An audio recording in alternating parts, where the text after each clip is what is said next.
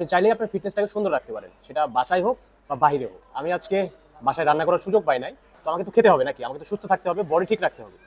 এর জন্য আমি রেস্টুরেন্টে এসে খাচ্ছি। আমার আজকের খাবারের আইটেমগুলো কি দেখেন, এখানে 2টা চিকেন ব্রেস্ট আছে।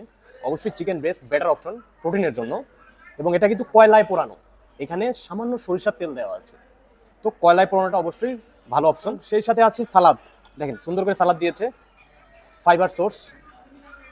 এবং সেই সাথে আছে এখানে রায়তা, এটা জাস্ট টক দই দিয়ে মেক করা, এখানে বাজে কোনো ইনগ্রিডিয়েন্টস নাই। এই হচ্ছে আমার আজকের ডিনার। তো আপনারা চাইলেই রেস্টুরেন্টে এসে নানা রকম ক্যালোরিফুল খাবার খেতে পারেন, বিরিয়ানি হতে পারে, যে কোনো খাবার হতে পারে, সেগুলো কিন্তু আপনার চর্বি গেইন করবে। কিন্তু এই ধরনের যদি একটা কোয়ালিটিফুল মিল খান, তাহলে কিন্তু আপনার চর্বি গেইন করবে না, তাহলে সুস্থ থাকতে পারবেন, আপনার ফিটনেস ঠিক থাকবে, আপনার ফিটনেস জার্নিতে ব্যাঘাত ঘটবে না। কিন্তু বাইরে থেকে যদি উল্টাপাল্টা খাবার খান, এগুলো আপনার ফিটনেসের জন্য খুবই ক্ষতিকর, এবং ডে বাই ডে আপনি উইক হয়ে যাবেন।